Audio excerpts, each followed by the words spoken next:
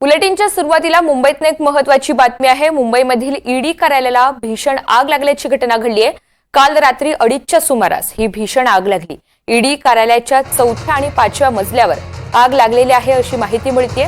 या आगीमध्ये सुदैवानं कोणतीही जीवितहानी झालेली नाही। काही तासानंतर ही आग आटोक्यात आणण्यात यश आलेलं आहे। अधिकची माहिती देण्यासाठी देवेंद्र कोल्हटकर आपल्या सोबत आहेत। देवेंद्र, ईडी कार्यालयाला भीषण आग लागली अशी माहिती मिळते। नेमकं कारण काय आहे आग लागण्याचं आणि सध्या कशा पद्धतीनं या ठिकाणी बचाव कार्य किंवा हे जे कार्य आहे ते राबवलं जात आहे?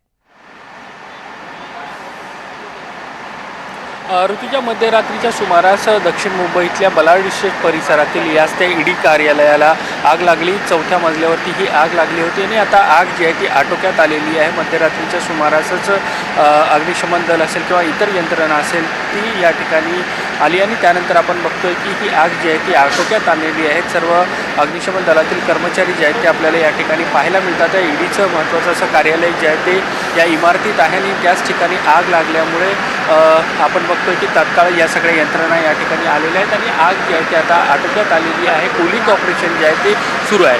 मात्र आग ही कशामुळे लागलेली आहे याचं कारण जे आहे ते अद्याप तरी माहीत पडलेलं नाही आहे। त्यामुळे या सगळ्याचा शोध घेतला जाईल। मात्र तुर्तास आपण बघतोय की ही सगळी आग जी आहे ती आटोक्यात आलेली आहे आणि कूलिंग ऑपरेशन या ठिकाणी सुरू असलेलं आपल्याला पाहायला मिळतंय। निश्चित सुदैवानं कोणतीही जीवितहानी या ठिकाणी झालेली नाहीये। देवेंद्र, धन्यवाद सविस्तर माहितीसाठी।